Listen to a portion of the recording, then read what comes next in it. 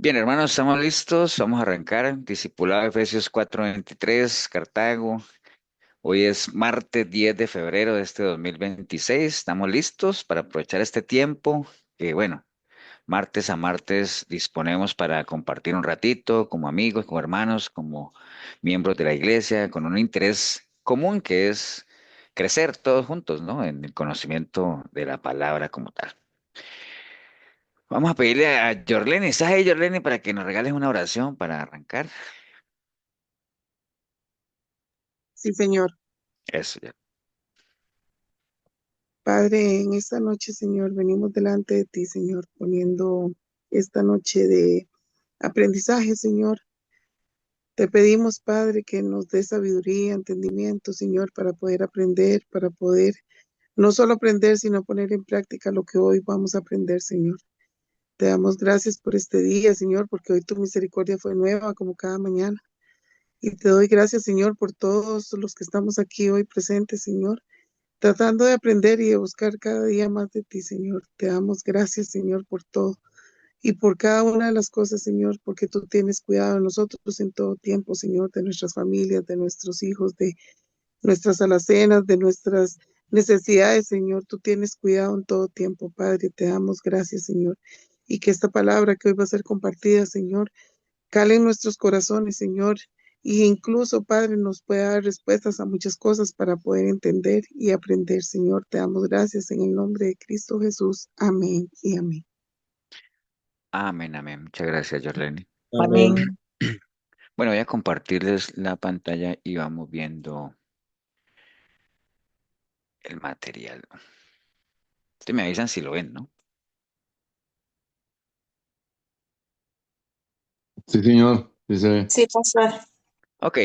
Bueno, antes de meternos ahí a lo que vamos a compartir, pues siempre, no sé si ustedes ya los que caminan con nosotros, saben que siempre hacemos como bueno, Raquel que nos está conociendo y todo, y yo, bueno, Jorlene ya lleva un tiempo con nosotros.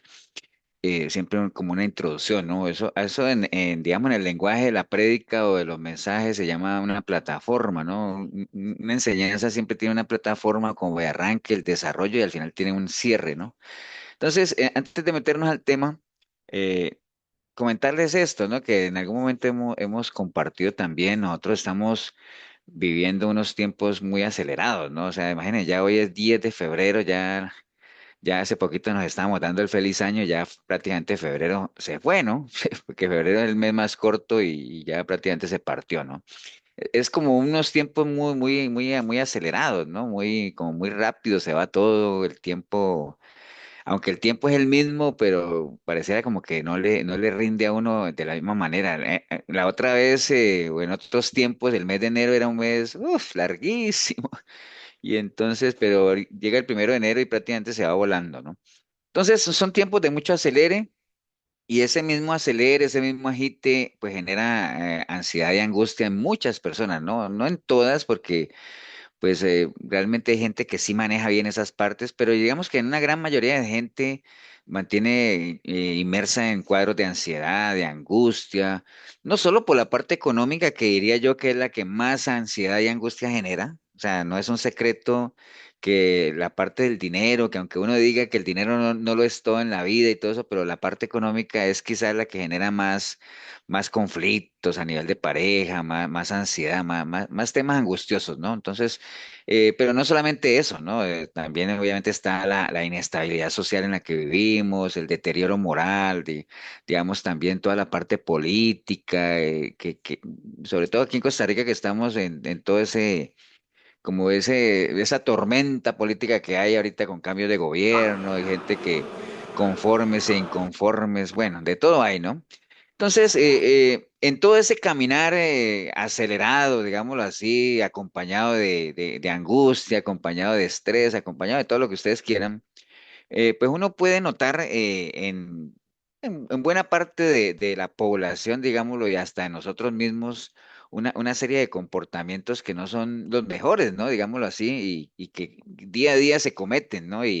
Lo terrible de todo eso es que la gente que generalmente incurre en estos comportamientos inadecuados o cosas que no se deberían hacer, pues la gente ni siquiera se da cuenta, ¿no? O tal vez creen que lo que hacen está bien, pues bajo el eslogan aquel de que todo el mundo lo hace así, ¿no? Todo el mundo lo hace, digámoslo así, ¿no? Entonces, y digamos que aquí en Costa Rica, ya que estamos aquí, y no solamente aquí, pero hablemos de Costa Rica, cuando yo llegué a Costa Rica hace ya muchos años, y después lo pude comprobar, me decían que Costa Rica era uno de los países del mundo, inclusive donde había más accidentes de tránsito, obviamente proporcional, ¿no? Por cada 100.000 habitantes y todo eso, al ser un país pequeño, un país de tantas cosas, pero sí, hay muchos accidentes de tránsito aquí en Costa Rica, tal vez en otros países también, pero aquí hay esa particularidad, ¿no? Muchos de esos accidentes ocasionados por este tipo de comportamientos inadecuados que yo les comentaba ahorita, ¿no? O sea, los que manejamos, bueno, ahorita que hay, después de la pandemia, donde ya hay mucho teletrabajo, pues uno está en su casa, pero hay mucha gente que sí le toca todos los días manejar a los trabajos o estar en la calle manejando, o porque ese es su trabajo, el estar en los Uber o la gente que maneja plataformas o los taxis, etcétera. Entonces, eso se ve, ¿no? En el día a día en las calles, ¿no? Y aquí en Costa Rica en particular, la gran mayoría de accidentes de tránsito son ocasionados por esos comportamientos, ¿no? Yo veía una estadística que vi en internet que decía que en el último año casi 1.000 personas perdieron la vida en accidentes de tránsito, digámoslo así, y muchos ocasionados por ese tipo de comportamientos, como cuáles, por ejemplo, el uso del celular mientras se conduce, los adelantamientos indebidos, exceso de velocidad, bueno, entre otras, ¿no? Que ponen en riesgo no solamente la vida del que maneja, sino de los que llevan el carro y no solamente eso, sino la gente que está afuera, ¿no? Los peatones, etcétera, ¿no? Entonces, ese tipo de comportamientos nosotros le conocemos en el argón popular como imprudencias, ¿no? Qué imprudencia, ¿no? Qué imprudente, y viene la palabra prudencia, prudente, ¿no? Indiscutiblemente, ya que estamos hablando de accidentes de tránsito, una persona que conduce un automóvil pues tiene que ser prudente, ¿no? Primero por él mismo, por la gente que lleva y por el resto de la gente, debe respetar las señales de tránsito, los semáforos, etcétera. Entonces, quise poner este ejemplo donde casi que palpamos así, y no solamente en ese, hay muchos ejemplos más otras cosas, digamos así, pero en esto del tránsito sí vemos demasiada imprudencia como tal, ¿no? Entonces, a veces la gente que maneja o los que manejamos, metámonos ahí todos, pareciera que no somos conscientes de la responsabilidad que tenemos de nuestra vida y el resto de la gente, ¿no? Entonces, sí quisiera aprovecharme ya que mencioné esa palabra de imprudencia y la falta de prudencia y la importancia de ser personas prudentes, porque el Señor, digámoslo, en Mateo 3:16 nos da este consejo que estamos viendo ahí en pantalla. Él dice, he aquí yo os envío como ovejas en medio de lobos, sed pues prudentes como serpientes y sencillos como palomas, ¿no?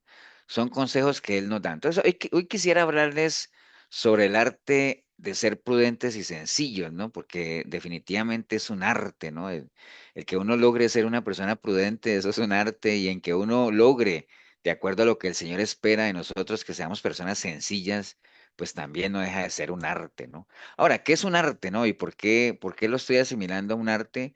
Todos hemos visto, o en algún momento algunos de nosotros hemos ido a alguna exhibición, algún museo, algo, a ver piezas de arte, ¿no?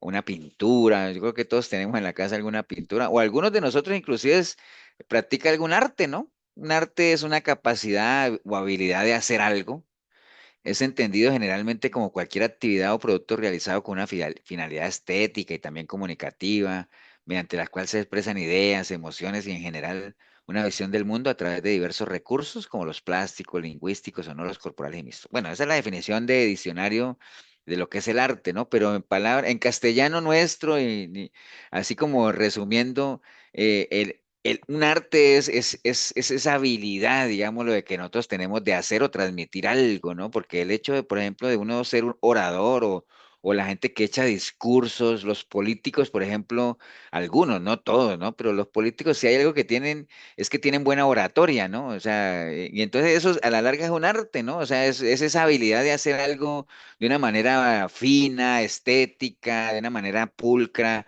de una manera bonita, llamémoslo así, ¿no? Entonces, y por eso les decía que el que uno logre realmente ser una persona prudente y sencilla, pues a la larga no deja de ser un arte, ¿no? Algo, es esa habilidad de hacerlo bien como tal. Pastor, Sí, señor.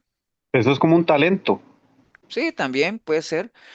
Como, como una virtud más que todo, ¿no? Porque digamos que los talentos son esas capacidades que uno tiene de hacer algo, pero cuando uno lo hace ya de una manera sobresaliente, se convierten en virtudes, ¿no? Por eso es que dice la palabra que mujer virtuosa, ¿quién la hallará, no? Porque, digamos, las mujeres hacen cosas buenas, no solamente las mujeres, también los hombres, pero hablemos de la mujer, ya que mencioné ese versículo. Hay mujeres que hacen cosas muy buenas, pero ya cuando una mujer sobresale, digamos, lo que es lo que Dios espera de sus hijas y de sus hijos, que las cosas que hagamos no solamente las hagamos bien, sino que nos esforcemos por ser virtuosos o que lo que hagamos sea un arte, digámoslo así, ¿no? O sea, algo que sobresalga como tal, que marquemos la diferencia. Por eso es que en las cosas del Señor siempre va a haber espacio de hacer las cosas mejor, ¿no? O sea, si te piden una milla, camina dos. ¿Me entiendes? Entonces, siempre hay posibilidades. El Señor le decía a Josué que se esforzara y que fuera valiente y él le decía, pero Señor, yo ya estoy viejo. Y le decía, sí, estás viejo, pero todavía te queda mucho por dar, ¿no? Todavía no has dado lo mejor de ti, ¿no? Entonces, qué importante es eso. Eh, la prudencia, comencemos hablando de la prudencia, porque vamos a hablar de la prudencia y la sencillez, y ahorita vamos a ver que el Señor nos está dando una fórmula ganadora ahí, y ahorita vamos a desarrollar o por lo menos entender por qué él les está dando esta explicación a sus discípulos, ¿no? ¿Alguien se acuerda en qué momento fue que el Señor les dijo esto a los discípulos en Mateo 3:16? ¿Cuándo se los dijo? Cuando los envió, Cuando los envió de dos en dos, ¿se acuerdan? Vayan, pero nada más les quiero decir que los envío como ovejas en medio del lobo, ¿no? Ok, entonces la prudencia, el término prudencia proviene del latín prudentia. Miren qué investigación hice tan brava. Que es una cualidad que consiste en actuar o hablar con cuidado, de forma justa y adecuada, con cautela, con moderación, con previsión y reflexión, con sensatez y con precaución para evitar posibles daños, dificultades, males e inconvenientes, respetar la vida, los sentimientos y las libertades de los demás. Eso es como la definición de lo que es la prudencia, ¿no? O sea, obviamente la prudencia no viene sola, la prudencia requiere un buen juicio, un buen sentido, requiere estar acompañada de templanza. Acuerda que la templanza tiene que ver mucho con el dominio propio, con la cordura, es decir, con que seamos personas diligentes, requieren sabiduría, discernimiento, aplomo, ser precavido. Entonces, por eso es que es un arte, ¿no? Porque es la combinación de diferentes características y que a la larga son las que nos llevan a ser prudentes, ¿no? Uno no es prudente porque uno diga, voy a ser prudente. No, si usted es una persona que no tiene templanza, es muy difícil que sea prudente. Si usted es una persona que no tiene discernimiento, es muy difícil que usted sea prudente. Si usted es una persona que no tiene sabiduría, es muy difícil que usted sea prudente. Entonces, eso es como una combinación de varias características, ¿no? Muchas veces, o sea, nosotros en la vida, y creo que todos lo hemos experimentado, pues hemos estado rodeados de angustias, soledades, dolores, momentos apremiantes, momentos adversos, o en algunas situaciones en las que hemos estado, digamos, construyendo, haciendo todo para alcanzar algo y estamos a un paso de hacerlo y entonces ahí es donde uno, independiente de que sea un momento angustioso o que sea un momento de bonanza y todo eso, es donde uno debe entender que realmente la recomendación del Señor siempre ha sido, no se apresuren, por eso él decía, no se afanen, o sea, cada día tiene su propio afán, o sea, no se apresuren, no huyan desesperados tampoco, o sea, tampoco se trata de estar huyendo cuando un momento es apremiante o cuando hay una adversidad, no se trata de huir. Una cosa es retroceder para uno analizar al enemigo y rearmarse o redefinir su estrategia, pero otra cosa es ya estar huyendo, ¿no? Claro, o sea, en algún momento Pablo le dijo a Timoteo, huye de esas cosas, pero después le dijo, pero persigue otras, huye de esas cosas que no te van a ayudar, pero persigue otras, ¿para qué? Para que puedas pelear la buena batalla, ¿no? Entonces, digamos ahí, dice el Señor que no es bíblico, pero ahorita le voy a decir, no se apresuren, no huyan desesperados, no ataquen sin cálculo, sin discernimiento, midan cada paso, cada sendero, tomen ventaja de cada oportunidad. Eso en palabras nuestras, ¿no? Parafraseando, realmente Pablo lo que dice en 1 Corintios 9:26 es, así que yo de esta manera corro, no como a la aventura, ¿no? Y de esta manera peleo, no como quien golpea al aire, ¿no? Entonces, Pablo lo que está diciendo ahí es que uno no debe actuar a la ligera, ¿no? Uno no debe actuar por casualidades, o sea, el caminar cristiano no es no es no es de guavas, como dicen aquí en Costa Rica, o de chiripas, como dicen en Colombia, ni nada de eso. Son cosas que hay que hacerlas con prudencia. Acuérdate de lo que estábamos hablando ahora, que la prudencia requiere buen juicio, cordura, hacer las cosas con cuidado, de una manera adecuada, moderada, ser previsivos. Entonces, a eso es que se refiere Pablo en ese versículo. Yo no corro como a la aventura, ¿no? Y cuando he mencionado este versículo en algunas prédicas, les he comentado de que generalmente cuando uno corre o cuando uno se inscribe a una carrera, pues la mayoría de la gente que participa en carreras, como que un día antes o unos días antes va y hace el recorrido, ¿no? Como para saber dónde empieza la carrera, cuáles son los lugares más difíciles de la carrera, dónde hay algunas lomas o subidas o cuestas, cuándo hay bajadas y dónde es la meta, ¿no? Para saber dónde termina, ¿no? Para que uno no corra como a la aventura, ¿no? Decir, pues, salí, ¿para dónde agarro? ¿Para dónde cojo? No, no, que uno sepa cuál es el recorrido, cuál es la senda, ¿no? El caminar cristiano es una carrera, como siempre lo hemos dicho, es una carrera de resistencia, es una carrera que tiene un inicio, pero también tiene un destino final, es una carrera que tiene un camino, que tiene ciertas características, por ahí la palabra habla de que es un camino vivo, que es un camino santo, que es un camino angosto, entonces uno, todo eso lo tiene que saber, ¿no? Y el hecho de que uno sepa todo eso le permite a uno decir, yo ya sé que el cristianismo es una carrera la cual yo no corro como a la aventura, ¿no? Como si no supiera para dónde fuera, ¿no? Yo sé de dónde vengo y para dónde voy y sé cuáles son las herramientas que tengo que tener para ganarla, ¿no? O sea, ¿me entiende? Y cuando él decía que yo peleo como quien, yo no peleo como quien golpea al aire, ¿no? O sea, es que cuando uno pelea con alguien, eso es como cuando hay dos personas que comienzan ahí y nadie se pega nada, ¿no? Todo el mundo pegándole al aire, al final ahí nadie va a ganar. ¿Quién es el que gana en una pelea de boxeo? Pues el que logre conectar más golpes al oponente, ¿no?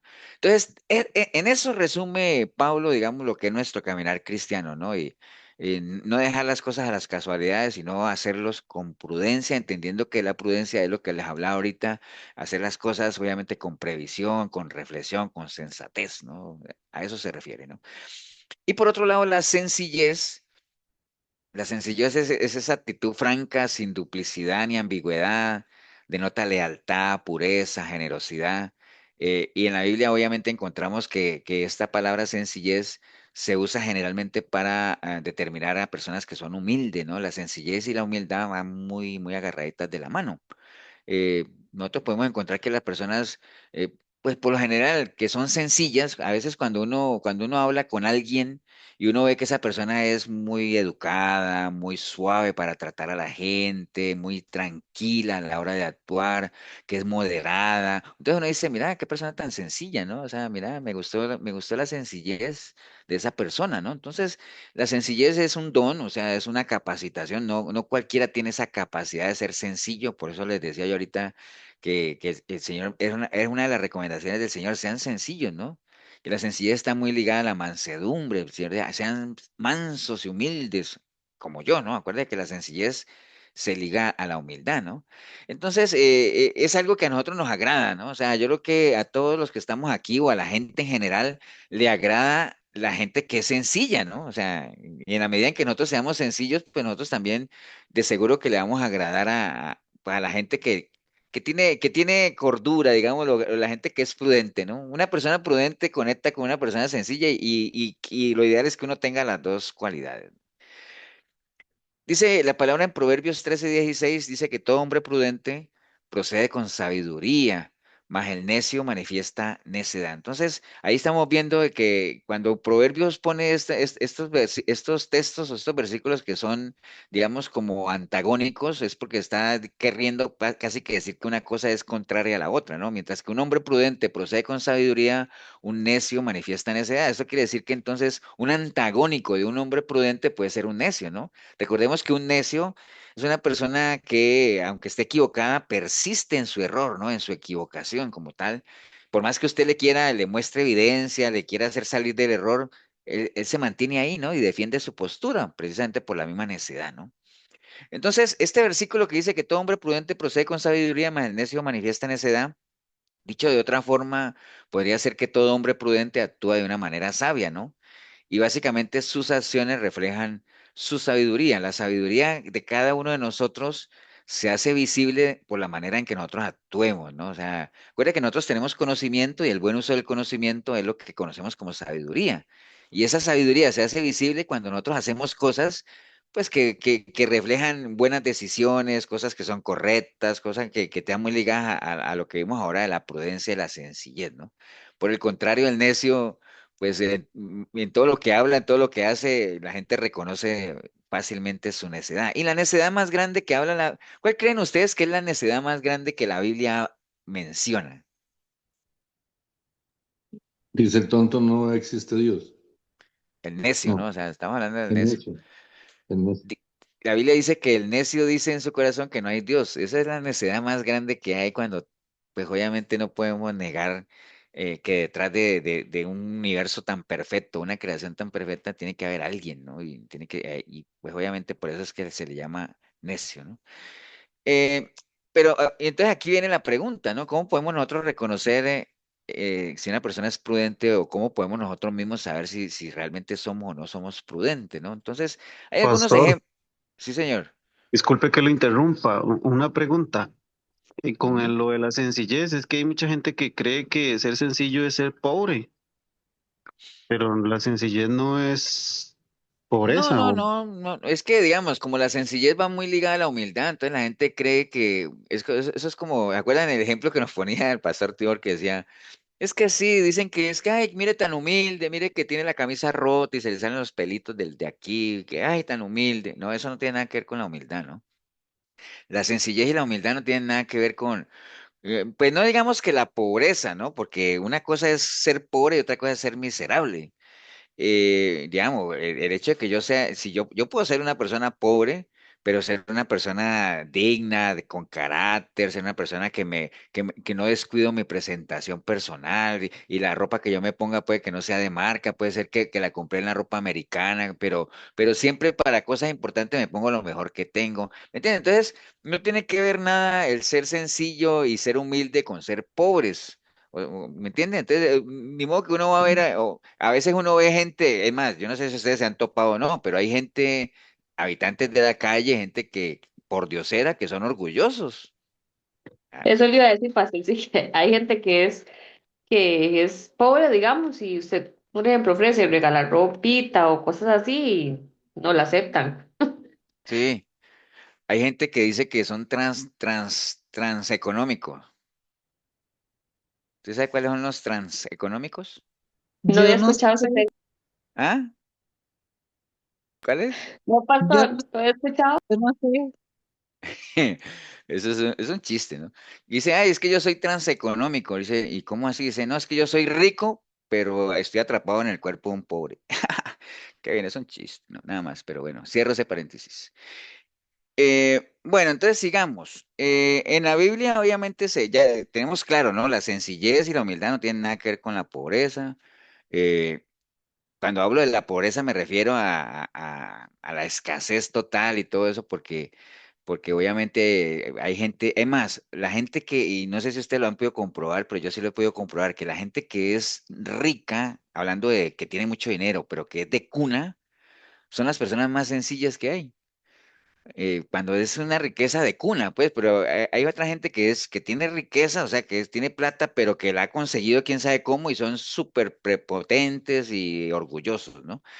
Pero bueno, entonces hay algunos ejemplos en la Biblia de hombres prudentes. Por ejemplo, en Génesis 41:33 dice, por tanto, provéase ahora Faraón de un varón prudente y sabio y póngalo sobre la tierra de Egipto, ¿no? Entonces aquí vemos que nos detalla obviamente que para gobernar un país se requiere de mucha prudencia, ¿no? Una persona que sepa administrar, en este caso de Egipto, que guarde, que entienda que hay momentos de abundancia, que hay momentos de escasez. ¿De quién está hablando Génesis 41:33? José, de José, ¿no? José, De José, ¿no? José, al faraón ¿y quién le recomendó al faraón que se proveyera de un hombre prudente? el José copero, ¿no mismo. es? El mismo José, ¿no? José le dijo, faraón, vea, usted necesita una persona prudente y sabia. Y entonces él dijo, y no es que José se estuviera haciendo campaña para él mismo, ¿no? Sino que el faraón pudo ver que realmente, que pudo ver que esa persona prudente y sabia pues la tenía ahí, ¿no? Porque por lo mismo que dijimos ahora, porque la sabiduría se hace visible por la forma en la que uno habla, en la forma en la que uno actúa, en la forma en la que uno piensa, ¿no? Entonces, para gobernar, este primer ejemplo, para gobernar se requiere prudencia, ¿no? Uno esperaría que un buen gobernante, o sea, que una persona que está tomando los hilos de una nación, sea una persona prudente, ¿no? Una persona, y acuérdate de todo lo que vimos de lo que era la prudencia, ser una persona que prevea, ¿no? Que sea sensato, que sea sensible, bueno, todo eso, ¿no? Aquí en Primera de Samuel, dice la palabra del Señor, Primera de Samuel 16, 18, dice, entonces uno de los criados respondió diciendo, he aquí, yo he visto a un hijo de Isaí de Belén que sabe tocar y es valiente y vigoroso, hombre de guerra, prudente en sus palabras y hermoso, y Jehová está con él. Entonces uno tiene que ser prudente en lo que habla, ¿no? ¿De quién está hablando ahí Primera de Samuel? David. David, David, ¿no? Está hablando de David. David es una persona que según lo que le contaron ahí obviamente a Samuel y todo eso, es que David era una persona prudente en la manera de hablar, ¿no? Entonces, prudencia para hablar.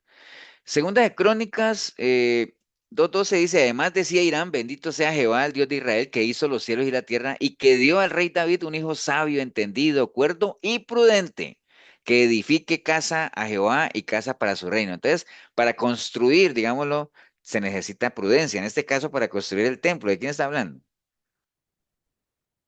Salomón. Salomón. Salomón, ¿no? Entonces, ya vimos que para gobernar se necesita prudencia, para hablar se necesita prudencia, para construir se necesita prudencia. Y está este último ejemplo que, bueno, obviamente ahí lo dice, ¿no? Hechos 13:7 dice que estaba con el procónsul Sergio Paulo, eh, o sea, no es un jugador de fútbol, es un jugador de fútbol, Sergio Paulo, varón prudente, dice, este llamando a Bernabé y a Saulo deseaba oír la palabra de Dios. Entonces, mire que, ¿qué lo hacía él prudente? Que él quería oír la palabra de Dios. Entonces, para oír la palabra de Dios, pues se necesita ser una persona prudente, ¿no? Una persona acuérdate que la prudencia está ligada a la sabiduría como tal, ¿no? Entonces, ahí hay cuatro cosas o cuatro personas que menciona la Biblia como prudentes y en ellas se encierran cuatro cosas, ¿no? Gobernar, hablar, construir, oír. Se necesita prudencia, que son cuatro actividades que a la larga nosotros hacemos todos los días en nuestra vida, ¿no? O sea, todos los días nosotros gobernamos, ¿no? Principalmente, ¿qué? Nuestro hogar. Nuestro La hogar, casa. nuestra Nuestra vida. vida. Bueno, y primeramente nuestra vida, ¿no? Nosotros gobernamos nuestra vida y por eso es que tenemos que dar cuenta de ella. Nuestra familia, nuestro hogar, nuestro negocio, los que tienen negocio. Entonces nosotros gobernamos. Todos los días hablamos, obviamente. Todos los días construimos, edificamos, digamos, porque construir no solamente decir, ah, pastor, pero construir yo no soy arquitecto ni ingeniero, no. Construir sueños, construir metas, construir planes. Los que trabajamos en empresas nos toca construir. En la iglesia uno tiene que construir en el sentido de hacer planes, bueno, edificar para oír. Bueno, son actividades que nos acompañan de una u otra forma en nuestra vida cotidiana como tal, ¿no? Entonces, pensemos, por ejemplo, en la prudencia para gobernar, ¿no? O sea, era lo que estaba hablando ahorita, nosotros somos administradores y si uno asocia a gobernar a administrar, pues somos mayordomos. ¿Acuerdan el principio de la mayordomía, no? Responsables de todo, dueños de nada, ¿no? Todo lo que esté bajo nuestra responsabilidad, que dependa de nosotros, tenemos que gobernarlo de una manera eficiente, con prudencia, ser bueno mayordomo, manejarlo con sabiduría, ¿no? José obviamente le dijo eso al faraón, que para que pudiera aprovechar la cosecha y todo eso había que guardar, había que prever. Es un ejemplo, nosotros a veces decimos ese dicho de, a veces cuando uno está pasando, digamos, momentos de escasez y todo eso, usando lo que José, el sueño que interpretó el faraón, ¿cuál es el dicho que uno dice cuando uno está pasando momentos de escasez? vacas flacas. Sí, estamos en las vacas flacas, ¿se acuerdan? Estamos en las vacas flacas. Pero generalmente uno dice, estamos en las vacas flacas, pero es porque uno sabe el dicho, ¿no? O es porque tal vez uno conozca de dónde proviene. Entonces uno debería saber también que en algún momento hubo vacas gordas, ¿no? Y que uno debería haber tenido cierta previsión, haber guardado algo. Entonces, generalmente nosotros no hacemos eso. O sea, digamos que la cultura del ahorro no es así como, algunos porque no pueden o lo que sea, pero no es así como que muy, no es que esté muy instalada en la mente de la gente el asunto de prever, ¿no? Y de ahorrar. Nosotros teníamos un tío de Milena que fue el que nos trajo aquí a Costa Rica, que él sí nos decía a nosotros, vea, ustedes siendo extranjeros aquí, ustedes no pueden estar ilíquidos, o sea, sí saben qué es estar ilíquido, ¿no? sin dinero. Sin un fondo. Sin dinero. Ustedes no pueden estar ilíquidos porque en cualquier momento les surge una emergencia y tengan que viajar y no tienen de dónde echar mano. Entonces, siempre es bueno nosotros en esa parte de lo que administramos, aquí estamos hablando de dinero, pues, que uno pueda tener su previsión ahí, tener un fondo, un ahorrillo por ahí, ¿no? Pero igual para los alimentos, igual para todo, ¿no? O sea, que nosotros seamos buenos administradores a la larga, ser buenos mayordomos, ¿no? Entonces, tenemos que tener prudencia para gobernar, tenemos que tener prudencia para hablar, o sea, que uno piense muy bien lo que está a punto de decir, que uno no vaya a incomodar a nadie. No quiere decir que uno no diga lo que se deba decir en cualquier momento, pero a veces la mejor prudencia en algunos momentos es estar callado, ¿no? Dice más un sabio cuando calla que un necio cuando habla, ¿no? Entonces, a veces hay que tener mucha prudencia para hablar, ¿no? Y no es que no, insisto, no se trata de que no hablemos, sino que se trata obviamente de que lo hagamos de una manera precavida, ¿no? Con moderación, con reflexión, con cautela, ¿no? Para evitar. Acuerde que la palabra dicha no tiene reversa, ¿no? Por más que uno diga, ay, discúlpame, no lo quería decir, ¿no? Lo que se dijo, ¿no? Y en línea a eso, hay varios versículos que están todos en Proverbios, porque acuerdan que Proverbios es un libro que habla de sabiduría, y como estamos hablando de prudencia, la sabiduría y la prudencia van de la mano. Por ejemplo, Proverbios 10:13 dice, en los labios del prudente se halla la sabiduría, mas la vara es para las espaldas del falto de cordura. Cuando habla de que la vara es para las espaldas del falto de cordura es porque muchas veces uno, alguna palabra mal dicha, no es que le van a coger la espalda y le van a dar con una vara, sino que uno tiene que estar, digamos, a expensas de recibir el azote, ¿no? Cuando hablan del azote, estamos hablando de las consecuencias negativas, obviamente, de lo que dijo, ¿no? Proverbios 10:19 dice, en las muchas palabras no falta pecado, mas el que refrena sus labios es prudente, dice la palabra. El 11:12 dice, el que carece de entendimiento menosprecia a su prójimo, mas el hombre prudente calla, ¿no? Después sigue el 13:16, todo hombre prudente procede con sabiduría, mas el necio manifestará necedad. Y por último el 16:23 dice, 16:23, el corazón del sabio hace prudente su boca. Entonces miren que hay varios versículos de Proverbios que hablan de algo que caracteriza al prudente y es mucho cuidado con lo que dice, ¿no? O sea, el refrenar la lengua, por eso la Biblia dice, si de tu boca no va a salir algo para edificación, es mejor que no lo digas, ¿no? ¿Para qué? No tiene sentido. Ahora, en la parte de construir, dice Proverbios 14:8, habla obviamente de que el prudente entiende su camino, sabe para dónde va a ir y a dónde quiere llegar, ¿no? Hay prudencia en eso. En Mateo 7:24 se acuerda que habla de que el Señor compara al hombre prudente con aquel que construye sobre la roca y toda esa historia, ¿no? Porque vienen los vientos, viene la marea y la casa se mantiene, ¿no? Entonces, esa es la característica de un hombre prudente. Construye sobre bases firmes, sobre fundamento, ¿no? O por ejemplo, Lucas 28, que es el que lo repite uno cada rato, es quien queriendo edificar una torre no se sienta primero, calcula los gastos, a ver si tiene lo que necesita para acabarla, no sea que después que haya puesto el cimiento y no pueda acabarla, todos los que vean que comienzan a hacer burla de él, diciendo, este hombre comenzó a edificar y no pudo acabar. Entonces, hay que ser prudentes para construir, hay que ser prudentes para oír. En Proverbios 12:16 dice, el hombre prudente no hace caso de la injuria, en cambio el necio da a conocer su ira, ¿no? Entonces, una de las características de una persona prudente es que, pues tampoco es que reacciona a todo lo que oye, ¿no? O sea, y menos, peor aún si todo lo que están diciendo es mentira, ¿no? Porque ustedes saben que la mentira la mentira se cae solita, ¿no? O sea, la mentira no tiene sustento, no tiene, sola se cae como tal, ¿no? Proverbios 15:15 dice que el prudente, perdón, escucha las correcciones, ¿no? Entonces, una de las características de un hombre prudente es que no tiene problema en que lo corrijan. ¿Y por qué? Porque es una persona sencilla, es una persona humilde. Y acuerdan de la definición de lo que es humildad. Alguien que permite que se le enseñe. Tierra laborable.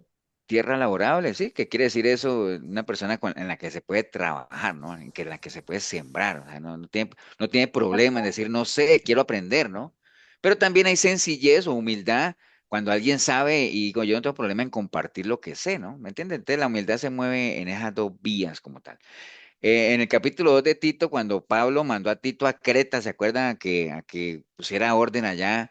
Una de las cosas que él le pidió es, díganle a los ancianos, a los varones, a las mujeres casadas, a los jóvenes que sean prudentes. O sea, es lo primero que les pidió. Entonces, hay que ser muy prudentes para oír, ¿no? O sea, por qué es clave, digamos, el oír? Porque si a nosotros se nos pide que seamos prudentes para hablar, pues obviamente tenemos que ser prudentes para oír. Y la prudencia en oír está más que todo en poner atención, ¿no? En poner cuidado, en ser muy selectivo en lo que uno oye. Las malas conversaciones corrompen, entonces todo lo escucho, pero desecho lo malo, me quedo con lo bueno en la medida en que yo tenga el discernimiento de saber qué es lo bueno y lo malo, ¿no? Porque hay gente que dice, no, pastor, yo oigo de todo, pero yo agarro lo bueno y desecho lo malo.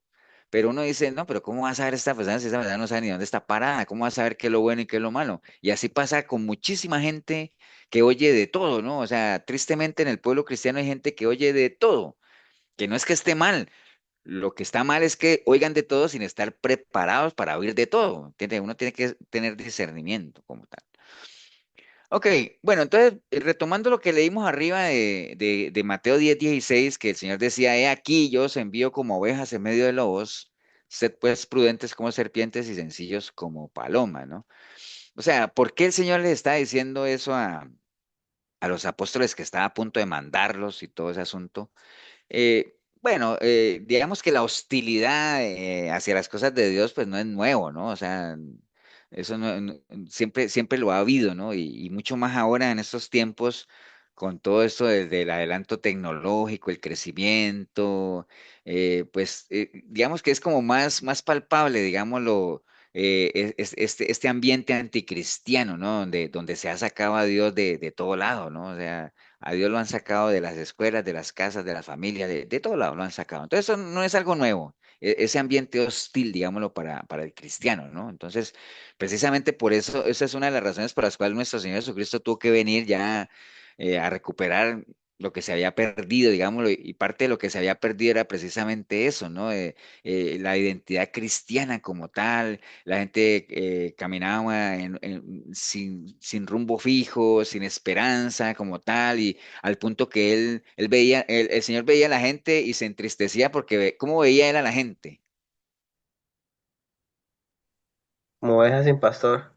Eso, Davis, como ovejas sin pastor, ¿no? Y digamos que, como, nada más, si ustedes cierran los ojos y dicen, voy a imaginarme en lo natural, no voy a imaginarme a unas ovejas sin pastor. Entonces usted las ve, si usted me está acompañando en el ejercicio, pues usted ve un pastal y usted ve ovejas ahí, una por su lado y comen y, bueno, ¿qué hago? ¿Para dónde van? Pues no saben para dónde van porque precisamente es el pastor el que dirige, ¿no? El que marca la senda, el que guía, digámoslo así. Nosotros obviamente tenemos pues el buen pastor pues es nuestro Señor Jesucristo, ¿no? Entonces precisamente por eso Él tuvo que venir a mostrarnos otra vez el camino, ¿no? A casa, ¿no? Y en eso, entendiendo obviamente lo que se encontraba aquí, por eso es que Él dijo, bueno, no, yo no vine aquí a traer paz, yo vine a traer espada, ¿no? O sea, porque yo sé a lo que me estoy enfrentando, sé que hay un sistema hostil, anticristiano. Yo sé que a donde yo llego se van a armar los dos bandos, los que están conmigo y los que no están conmigo. Entonces, a eso sí, los que quieran seguirme a mí, pues niéguense, cojan su cruz y síganme. Y los que no, pues me laven el polvo de las sandalias y cada uno que mire a ver qué es lo que hace, ¿no? Entonces, por eso era que decía, el reino de Dios se ha acercado, ¿no? Que fue lo que él mandó precisamente a los discípulos que estaban ahí. Cuando les dijo, vayan y anuncien el evangelio, díganles que el reino de Dios se ha acercado, pero no se vayan a asustar de que los rechacen, porque acuérdense que muchos van a ser los llamados, pero pocos los escogidos, pero eso sí, tengan presente que los envío como ovejas en medio de lobos. O sea, le hizo la salvedad como tal, ¿no? Entonces, siempre la palabra no, ha sido clara, ¿no? Por eso es que si hay algo que uno como cristiano o la gente en general que ha escuchado algo del Evangelio, si hay algo que no puede alegar es ignorancia, ¿no? Si es que realmente se meten a la palabra, ¿no? Porque siempre la palabra ha sido clara. El Señor fue claro en decir, en el mundo van a tener aflicción, donde ustedes vayan siempre van a haber dos bandos. Acuerden que yo no tengo ni dónde recostar la cabeza, al Hijo del Hombre lo van a agarrar, lo van a matar, las ovejas se van a dispersar. Bueno, siempre ha sido claro en eso, ¿no? Por eso es que ese evangelio que venden hoy en día, del evangelio donde nadie sufre, la prosperidad y Dios y las ventanas de los cielos y la prosperidad económica y el cristiano nunca se enferma, la muerte no toca tu casa, eso no tiene nada que ver con el evangelio de Cristo. Y la gente que cae en ese tipo de enseñanzas es porque no escudriñan las escrituras y no saben realmente qué es lo que el Señor dice ahí. Pero siempre la palabra ha hecho alusión en que hay dos bandos. El Señor mismo decía, el que no está conmigo está contra mí. No pueden servir a dos señores porque van a amar a uno y van a este. En el Antiguo Testamento, el profeta les decía a la gente, vea, ustedes hasta cuándo van a estar entre dos pensamientos. Dejen de estar ahí entre dos pensamientos. Si ustedes creen en Dios, pues síganlo a Él. Y si creen en Baal, pues síganlo a Él, pero dejen de estar ahí pateando con la dos, ¿no? Entonces siempre hemos tenido esas dos opciones delante de nosotros, vida, muerte, verdad, mentira, luz, oscuridad, valentía, cobardía, bueno, siempre han estado esos dos caminos, ¿no? Entonces el Señor obviamente entendiendo eso, que nosotros nos enfrentamos a una sociedad hostil, digámoslo así. Y él entendió, digámoslo, pues quién más que nuestro Señor Jesucristo y Dios mismo que nos ha creado, entendió que los cristianos obviamente, pues nos encontramos en cierta desventaja, digámoslo así, para enfrentar esa sociedad, no solamente hostil, sino una sociedad corrupta, ¿no? Entonces, porque digamos que nosotros venimos con unas armas y con una actitud y con un carácter a lidiar con un sistema que se caracteriza por todo lo contrario, ¿no? Por un sistema corrupto que se vale de todo para lograr sus metas, ¿no? O sea, de todo, se vale de todo. Mientras que nosotros no, nosotros tenemos que tratar de, digamos, salir adelante con lo que esté alineado a nuestra nueva naturaleza cristiana como tal, ¿no? Entonces, que fue precisamente por la razón por la cual la gente se desanimó de su Mesías, ¿no? Porque tenían la expectativa de que venía con espada y que a sacar a los romanos y el Señor vino con sus propias armas, ¿no? Con un lenguaje diferente, entonces pues la gente se desanimó como tal. Así nos puede pasar, digamos, a los cristianos en este sistema con cierta desventaja, ¿no? De que mientras que para el mundo, para las cosas que no son de Dios, todo se vale con el fin de lograr lo que quieren lograr, pero nosotros no, para nosotros no todo se vale, las cosas tienen que ser hechas de acuerdo a la línea que el Señor nos ha trazado como tal, ¿no? Entonces, digamos, nosotros, y por eso es que el Señor le dijo a ellos, vayan, yo sé que van a ir como ovejas en medio del lobo, pero eso sí, les voy a dar la clave ganadora, ¿no? La clave ganadora es, sean astutos como, digamos, prudentes como las serpientes y sencillos como las palomas, ¿no? Que ahorita lo vamos a desarrollar un poquito más, ¿no? Entonces, no es fácil realmente en medio de una sociedad como la que vivimos llevar una vida cristianita, bien derecha. No es fácil, no es que sea imposible, no es fácil. Y además nadie dijo que iba a ser fácil, ¿no? Nadie dijo que iba a ser fácil. Precisamente por lo que les decía, ¿no? Este sistema tiene toda a su disposición para lograr lo que anhela, ¿no? Que es precisamente sacarnos del camino a los que vamos tratando de caminar en nuestra senda, ¿no? Y que es lo que Pablo le decía a Timoteo que era la batalla de la fe, ¿no? Acuérdate que la batalla de la fe es precisamente eso, ¿no? Sacarnos de lo que nosotros creemos para hacernos creer lo que este mundo que es anticristiano cree, ¿no? ¿Qué es lo que este mundo anticristiano cree? Pues que realmente nosotros no necesitamos de Dios, sino que más bien Dios necesita de nosotros, ¿no? Cosas como esas, que Dios es un Dios que acepta todo, que Dios es un Dios que yo lo puedo manejar y yo le puedo ordenar que haga lo que tenga que hacer. Bueno, todo este sistema que nos enseña eso, yéndonos bien, que hablen de un Dios, porque hay otro grueso de este sistema que ni siquiera reconocen a Dios como tal, ¿no?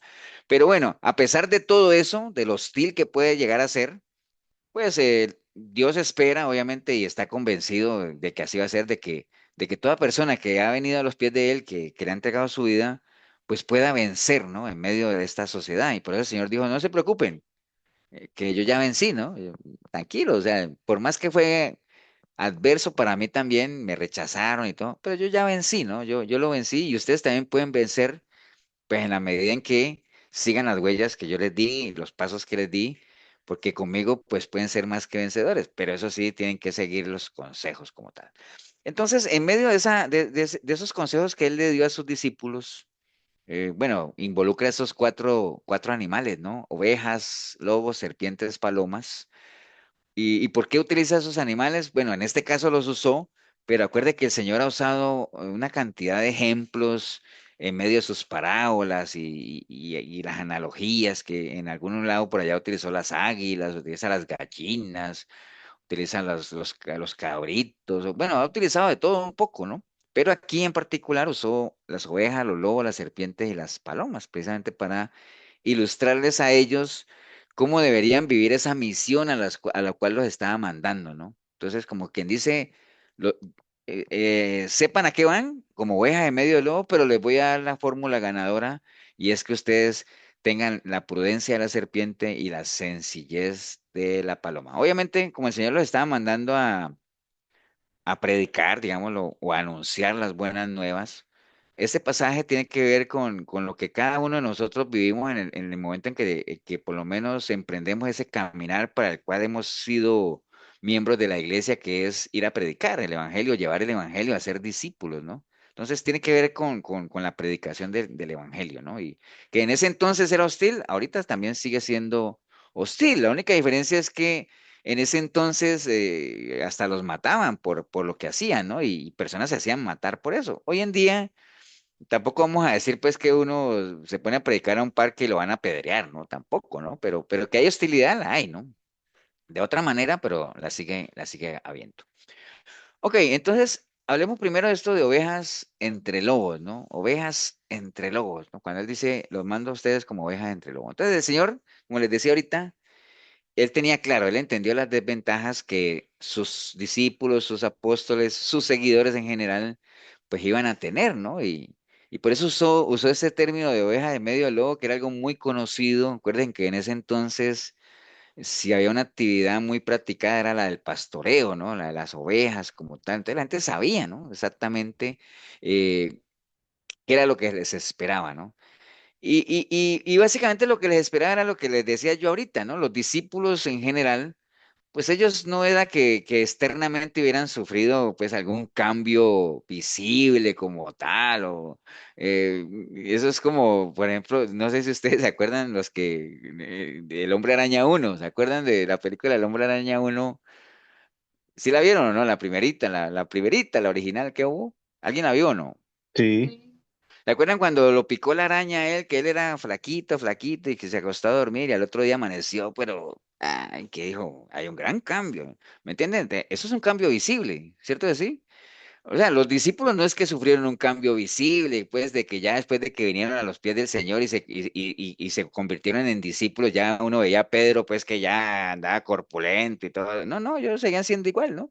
Entonces, cuando el Señor les decía a ellos que iban a mandarlo como oveja en medio del lobo, no se refería a cambios externos visibles, sino que se refería propiamente a cosas internas, ¿no? La diferencia interna que había entre la actitud de los discípulos, la manera en la que ellos ya actuaban, Pedro mismo, aunque Pedro después de venir a ser seguidor del Señor, pues él se mantenía siendo una persona, pues así como como muy intensa, ¿no? Algo así, pero de todas formas algo había cambiado en él, ¿no? Entonces, esa diferencia interna que tenían los discípulos que tenían que ir a enfrentarse digamos, a la actitud que se iban a encontrar en el mundo, ¿no? Entonces, ya sabía el Señor a lo que se iba a enfrentar, ¿no? Porque definitivamente cuando decidimos nosotros seguir el camino de Dios, digámoslo, o este caminar cristiano, pues hay algo en nosotros que cambia, ¿no? Yo creo que los que estamos aquí, ¿cuántas personas habemos aquí? Como unas 20, 25, 26, 27 personas.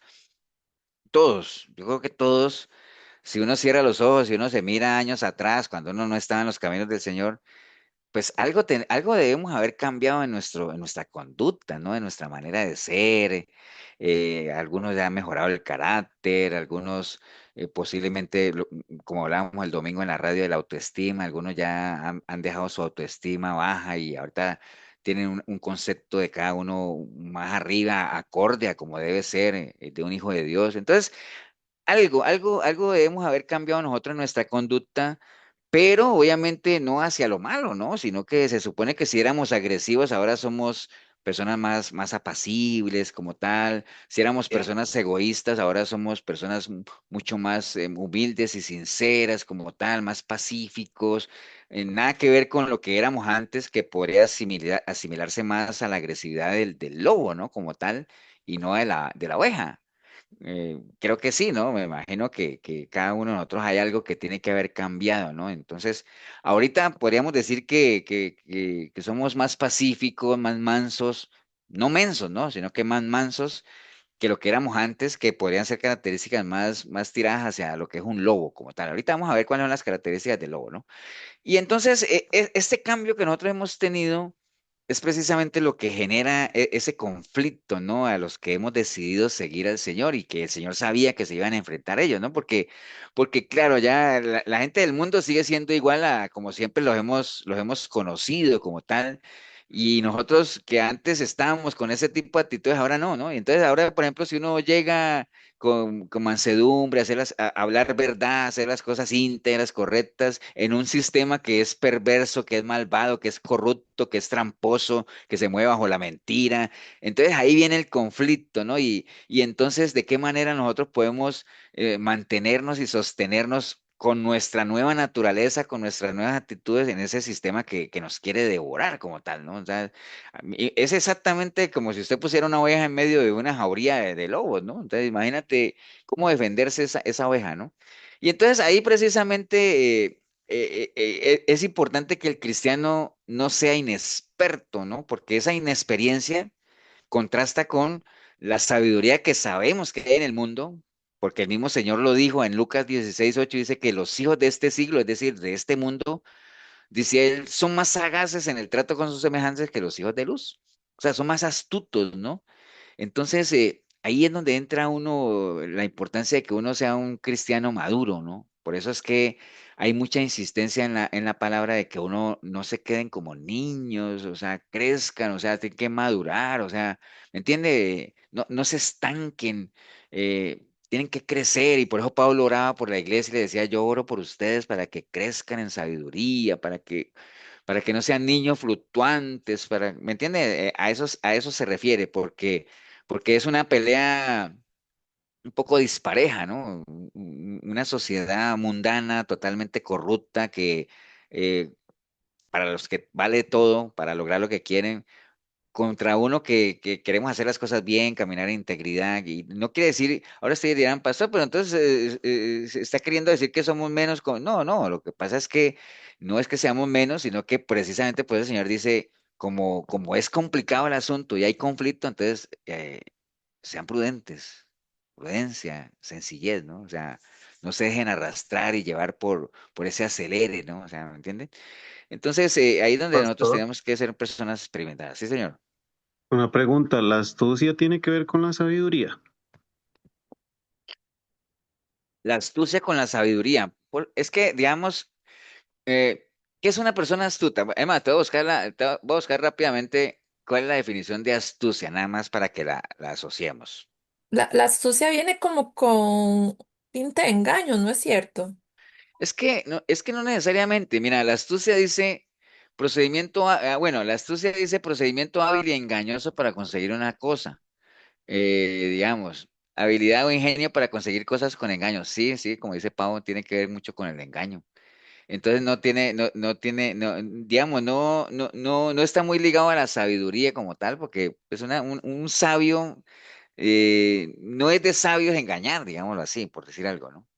Entonces sí, como dice Pablo, la astucia tiene que ver más con el engaño. Habilidad e ingenio para conseguir cosas con engaño, acción hábil para engañar. Sí, por donde uno lo busque, el asunto de la astucia tiene que ver más con el engaño.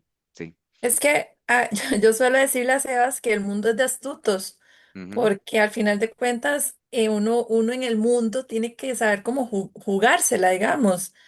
Y entre ese juego uno tiende como, o tiene que pretender engañar a la gente para no poner como el juego a vista.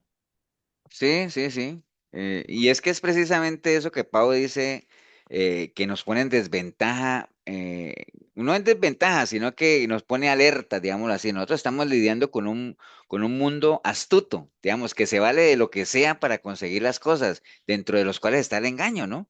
Entonces, y nosotros como ya no caminamos esas sendas, digámoslo así, entonces por eso es que tenemos que ser lo que el Señor decía ahí, como, digamos, como son más, digamos, los que caminan la senda de la astucia o del engaño que los que estamos acá. Entonces por eso tenemos que más bien ser prudentes, ¿no? O sea, ser personas muy calculadoras como tal. Ahorita vamos a ver el ejemplo de la serpiente Pastor, para que lo podamos aterrizar. Sí, señor. buenas noches, bendiciones a todos, a ustedes y ¿Cómo a los estás, hermanos. Oscar? ¿Cómo te va? Excelente, pastor. Pastor, eso casualmente le iba a hacer el comentario que la palabra dice ser manso como paloma y astuto como serpiente, ¿no? ¿Correcto? Entonces la astucia puede ser que está mal definida ahí en esa, No, pero eso no, usted, pero es que el versículo no dice astutos como serpiente, sino prudentes como serpientes. ah, ok. Que era el versículo que tenía aquí, mira. Mateo 10 dice, he aquí yo os envío como ovejas en medio de lobos, ser pues prudentes como serpientes y sencillos como palomas, ¿no? Entonces está utilizando la palabra prudencia, ¿no? Ahorita vamos a ver lo de la serpiente para que nos quede más claro.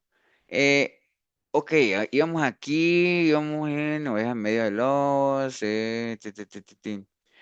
Ok, entonces le está hablando de la importancia de que no seamos cristianos inexpertos, ¿no? Porque precisamente si uno se enfrenta a un sistema que está, que la palabra dice que está como león viendo a quién devora, pues o sea, vamos a ser presas fáciles, ¿no? Entonces, precisamente por eso es el llamado de la palabra, el llamado de todo a que nosotros salgamos de esa inexperiencia, dejemos la simpleza y desarrollamos ciertas estrategias en las cuales podamos casi que vencer, ¿no? Como venció el Señor, ¿no? Acuérdense que el Señor con la actitud que él trajo, con su mansedumbre, con su templanza, con su dominio propio, con todo eso, al final pudo vencer, ¿no? Entonces, porque, ¿qué pasa cuando uno inexperto se enfrenta a todo esto? Pues pueden pasar dos cosas, ¿no? O sea, hay gente que se resigna, digámoslo, a que los demás se aprovechen y lo exploten y todo eso porque no tiene cómo defenderse. Eso por un lado. O quizás por el otro lado es como dirían por ahí el argot popular, que si uno no puede con el enemigo, pues es mejor unirse a él, ¿no? Entonces se van para el otro lado, ceden terreno y más bien en vez de oponer resistencia son sometidos, ¿no? Como tal. Entonces por eso hay que hay que saber defenderse como tal. Entonces cuando nuestro Señor nos manda a nosotros, o en su momento cuando envió a los discípulos a testificar, pues obviamente no nos manda como si fuésemos fuertes o dominantes. Usted mismo los vio como los mandó como ovejas, ¿no? No es que nos manda de vayan que ustedes son la mamá de Tarzán, ¿no? O sea, como, no, nos manda entendiendo nuestra condición de debilidad y aparentemente indefensos, ¿no? Como tal.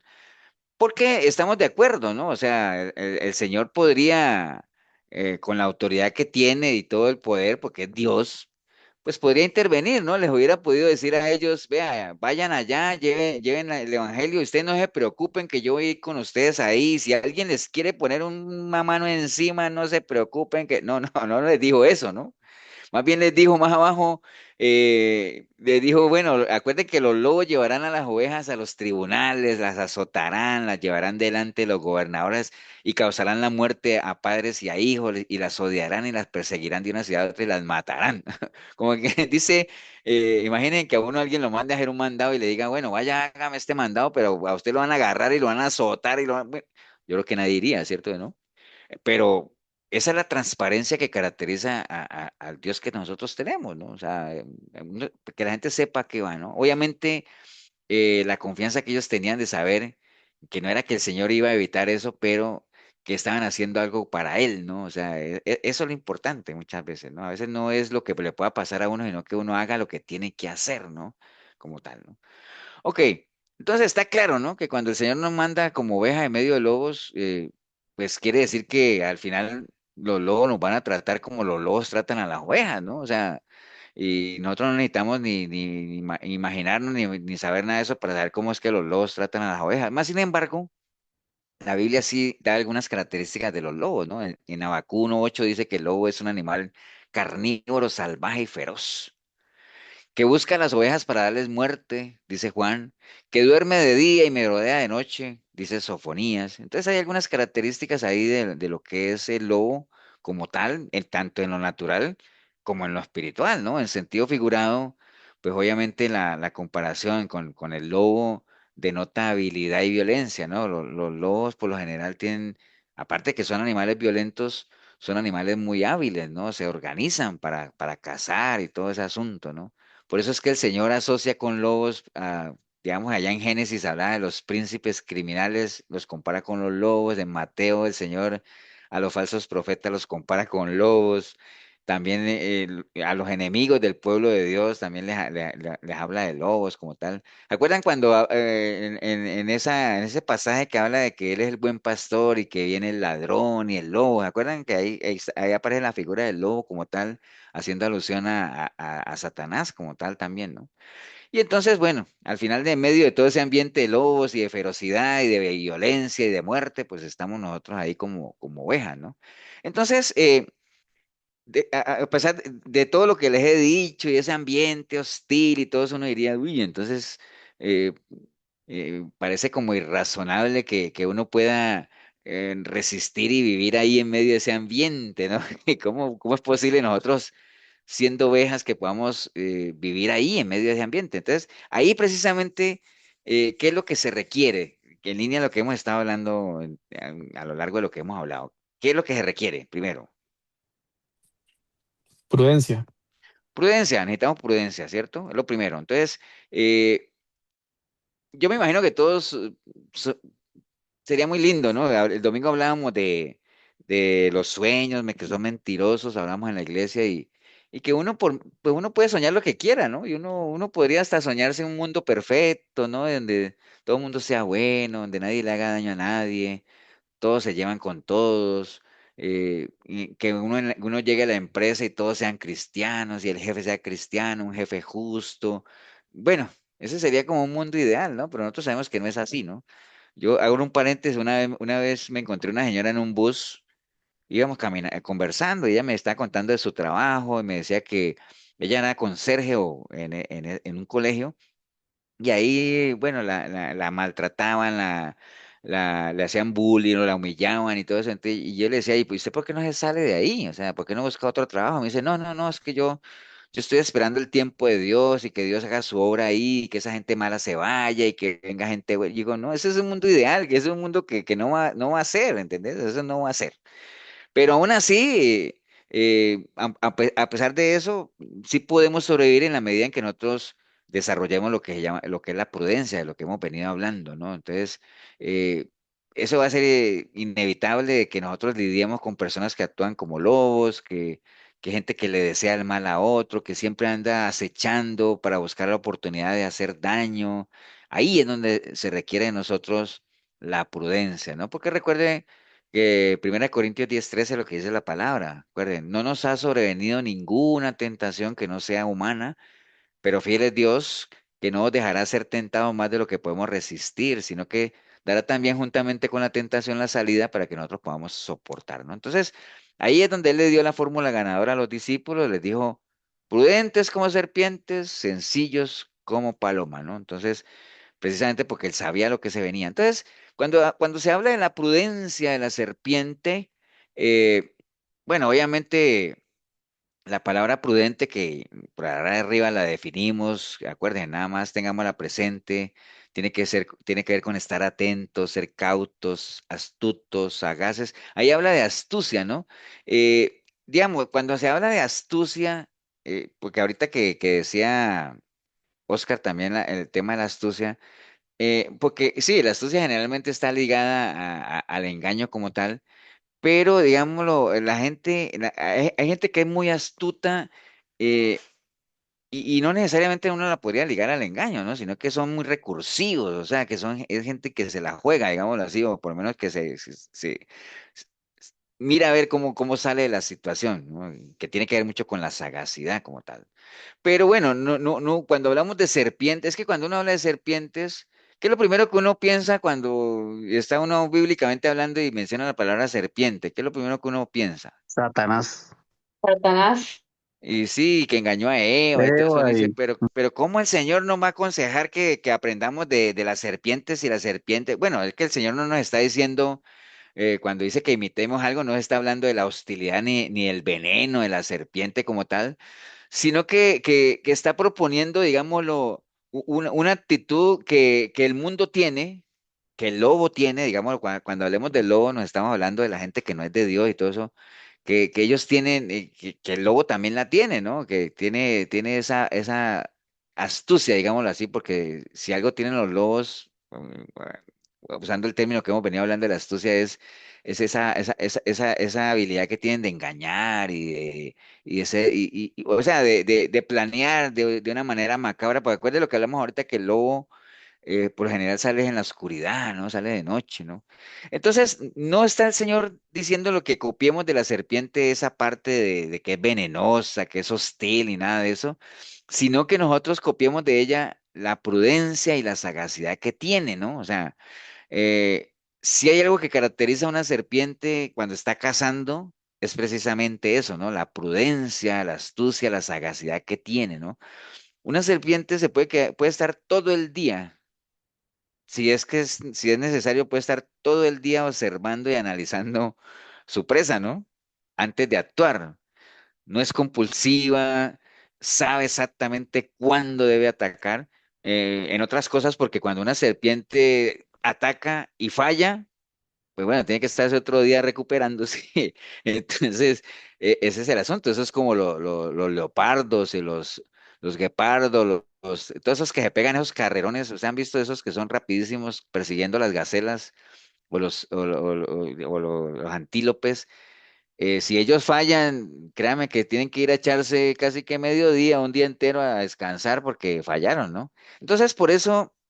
Es que la serpiente, cuando está cazando, es muy prudente, muy observadora, muy paciente, sabe muy bien en qué momento atacar, sabe cuándo abstenerse si es que hay algún peligro cercano. Entonces, esa prudencia es la que el Señor nos pide que nosotros copiemos de la serpiente, ¿no? Entonces, a veces los creyentes, como que pareciera, o la iglesia en general, pareciera olvidarse que nosotros estamos viviendo en medio de lobos, ¿no? Entonces, eh, no somos lo suficientemente prudentes a veces, ¿no? A veces como que confiamos más de la cuenta en personas en las que no se debería confiar, ¿no? A veces hay muchos cristianos que les caracteriza la imprudencia, ¿no? O sea, ¿me entienden? Entonces, uno tiene que ser, digamos, hay que ser transparentes y tener cierta confianza, pero no con todo mundo, ¿no? O sea, uno tiene que tener ser precavido como tal, ¿no?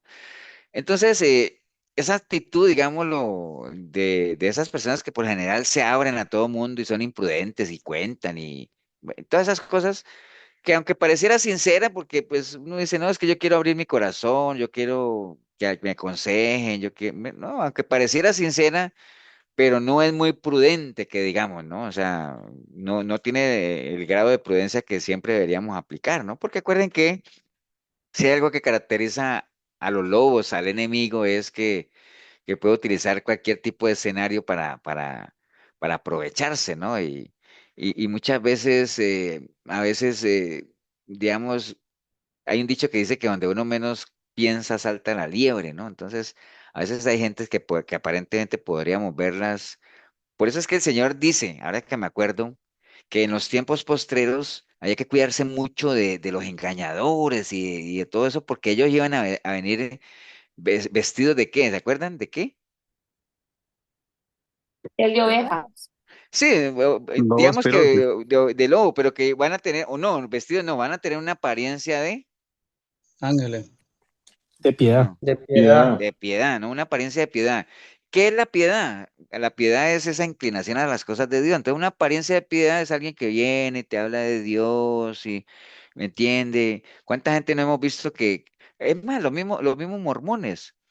Los mormones, cuando a uno le llegan a la casa, ellos le hablan de la Biblia y la palabra y todo eso, y ya después comienzan a descalificar la palabra para sacar su libro del Mormón, ¿no? Entonces, es una apariencia de piedad típica, ¿no?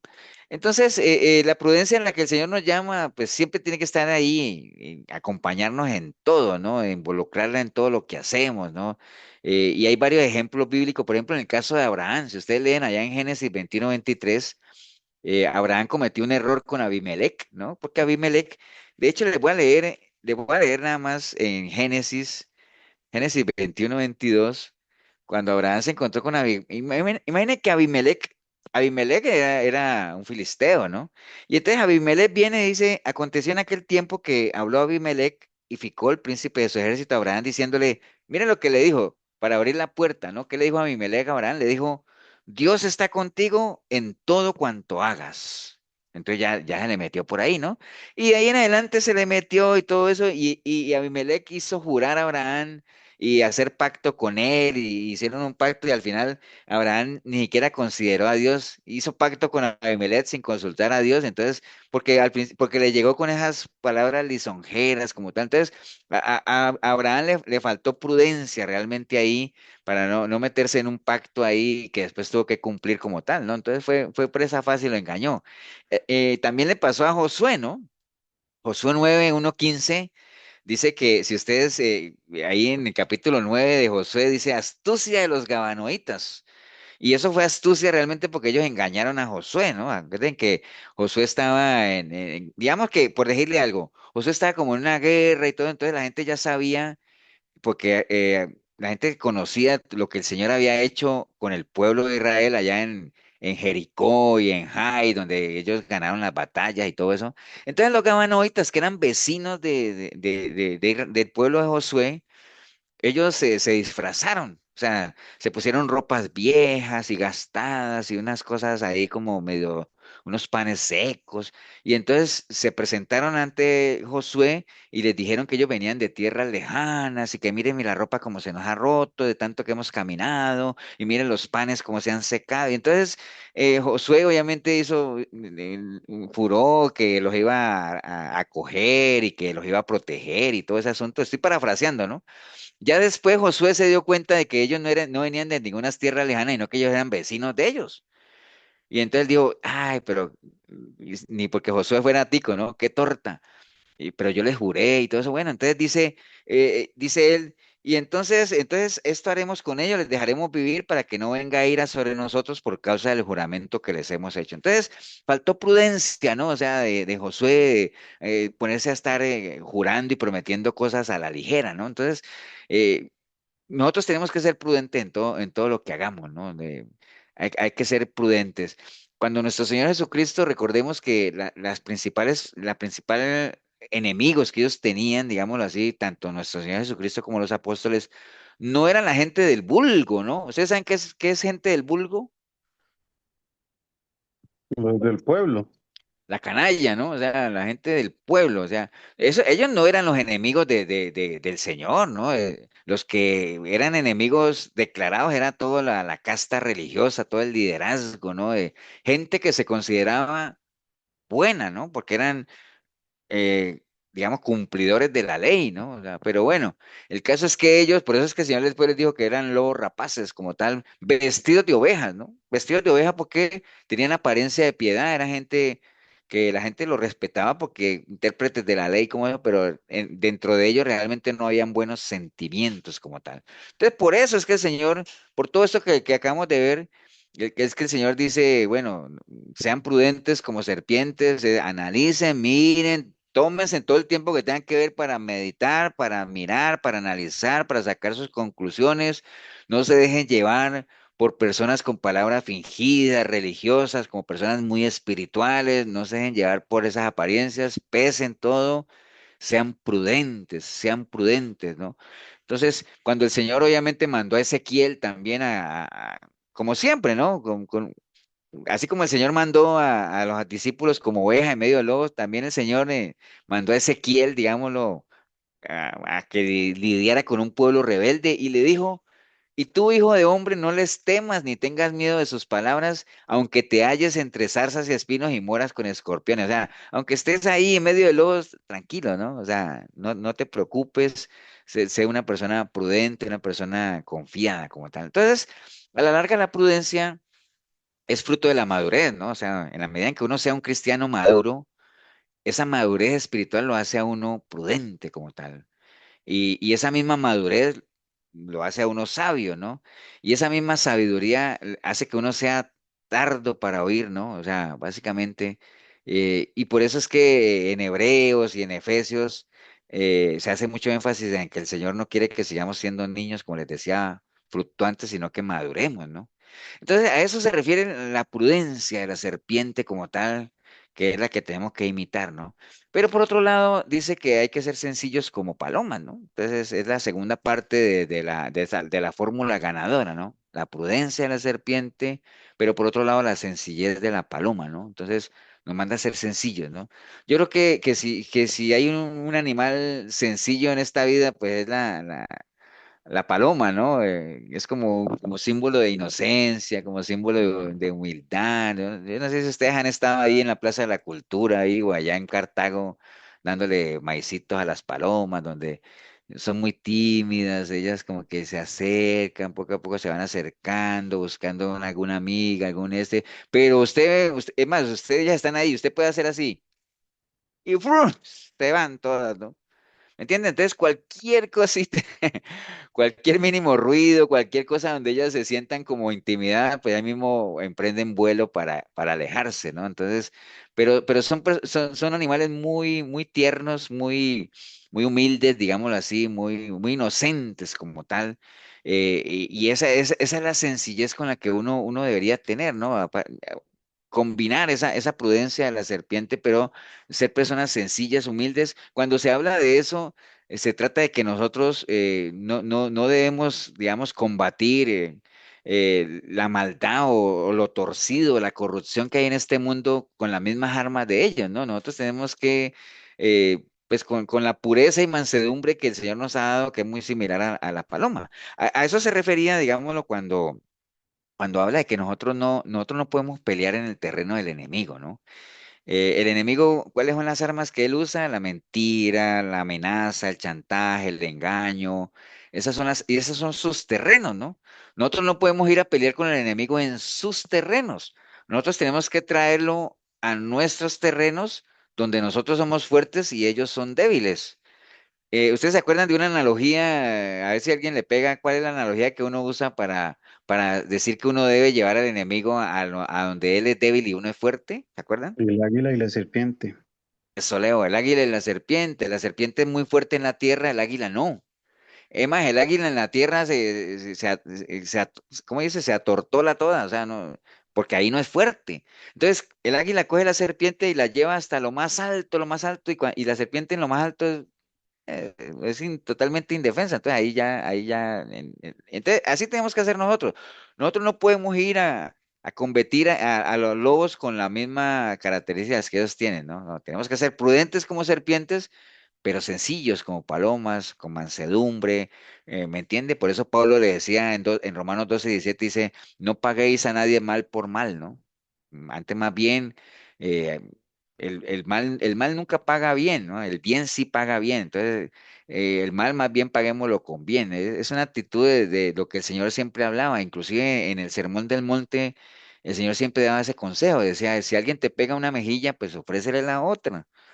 Si alguien te pide la capa, pues dale también el manto, ¿no?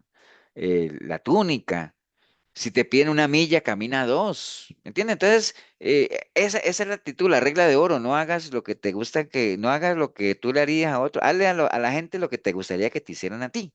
Entonces, esa es como la mansedumbre, la sencillez de la paloma, a lo que se refiere de ser personas sencillas, humildes, transparentes, que siempre estamos prestos a cualquier a peligro, ¿no? Como tal, ¿no? Esa es la inocencia y humildad que el Señor que quiere que nosotros pues manifestemos en todo lo que hagamos, ¿no? Inclusive, recordemos que el Señor estando en la cruz, oraba inclusive por sus propios verdugos, ¿no? Entonces, no recibir el agravio, no entrar en esas confrontaciones, no se dejen, por eso el Señor decía, bueno, a muchos les fue dicho esto y yo les digo más bien esto, o sea, que antes se decía ojo por ojo, diente por diente, bueno, todas esas cosas que realmente fue todo un cambio de actitud como tal, ¿no? Entonces, la que vino el Señor pues a darnos como tal, ¿no? Entonces, ser sencillos como palomas significa ser honestos, sin segundas intenciones, sin tratar de utilizar tácticas engañosas para lograr algo, lo cual sí tienen los lobos. Es ser verdaderos, personas íntegras en todo lo que hagamos, ¿no? Sinceros. Bueno, todo eso tiene que ver con la sencillez de la paloma. Ahora, ¿cómo nosotros podemos aplicar eso a nuestra vida? Pues básicamente lo hemos venido hablando. Todo tiene su analogía, su paralelo como tal. Nosotros tenemos que estar alertas al peligro que nos acecha, prudencia, ser precavidos, en todo, ¿no? En nuestras relaciones interpersonales, buscar sabiduría, discernimiento antes de tomar cualquier decisión. Y además de eso, pues que toda nuestro caminar, nuestra actitud, pues sea un caminar sin segundas intenciones, ¿no? Que no hagamos nada para lucrarnos. No, por eso el Señor dice, hagan todo como si fuera para Él, sin esperar nada a cambio. Consideren a los demás como superiores a cada uno. Seamos humildes, sin descuidarse, ¿no? Porque como decía el mismo Pablo, yo me preocupo por todos, pero yo también tengo que preocuparme por mí, no vaya a ser que yo, por estar pendiente de los demás, sea descalificado, ¿no? Entonces, la vida, obviamente, para cerrar nada más con esto, tengamos presente eso. La vida en la que nosotros estamos habitando, digámoslo así, pues es como la vida de una oveja rodeado de lobos, definitivamente, ¿no? O sea, y básicamente ahí es donde viene la invitación del Señor de que tomemos ese ejemplo que les dio a ellos, ¿no? Sabiendo exactamente qué es lo que ellos se estaban enfrentando. Y así el mundo en el que estamos, pues sea un lugar complicado, o sea un lugar bien complicado, pero podemos navegarlo, como dice ahí, o sea, podemos transitarlo sin comprometer nuestros valores. Yo me acuerdo cuando Paola, que está aquí, cuando ella salió del colegio y ella iba a entrar a la universidad, eh, bueno, la mamá obviamente en ese ánimo de protegerle y todo, no, que ella siga estudiando en la universidad porque el colegio tenía universidad, ¿no? Pero bueno, aquí en Costa Rica creo que en los demás países también, pues las mejores universidades pues son las universidades públicas, ¿no? Y, pues son las más baratas también, son buenas y baratas, pero pues ahí se ve de todo, ¿no? Entonces cuando Paola decidió entrar a la UCR, que es la universidad aquí pública, no, pero es que eso es el cementerio de los cristianos, ahí el que llega siendo cristiano, ¿sabes? Se lo vuelven ateo, bueno, una cantidad de cosas que se dijo y bueno, al final echándole un poquito de flores a mi hija en ese sentido, pues navegó todos sus años de carrera, vio de todo, escuchó de todo un poco, pero al final lo pudo hacer sin comprometer sus valores cristianos. Y pongo ese ejemplo porque es igual, ¿no? O sea, este sistema es un sistema complicado, pero que podemos vivirlo, transitarlo sin comprometer nuestros valores, se puede, ¿no?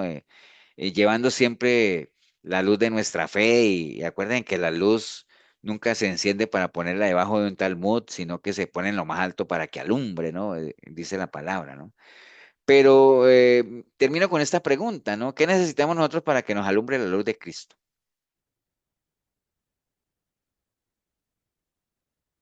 Una palabra. Levantarnos. Conocerlo. Despiértate. ¿Qué dice Davis? Listo. Despiértate, tú que duermes. Despertar, ¿no? ¿Qué necesitamos para que nos alumbre la luz de Cristo?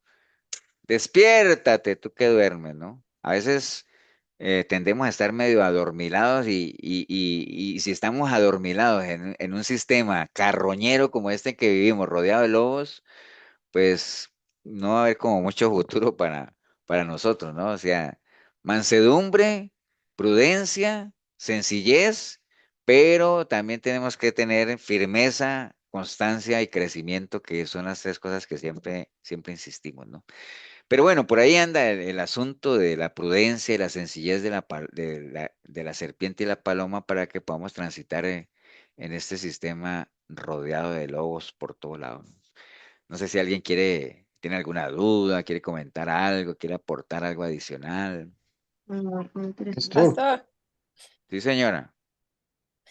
bueno, el tema es muy bonito, pero usted mencionaba ahora un punto muy importante que yo creo que sería un buen tema, porque a veces Ujú, los cristianos lo necesitamos, que es el tema que va de la mano con la prudencia, que es el tema de finanzas.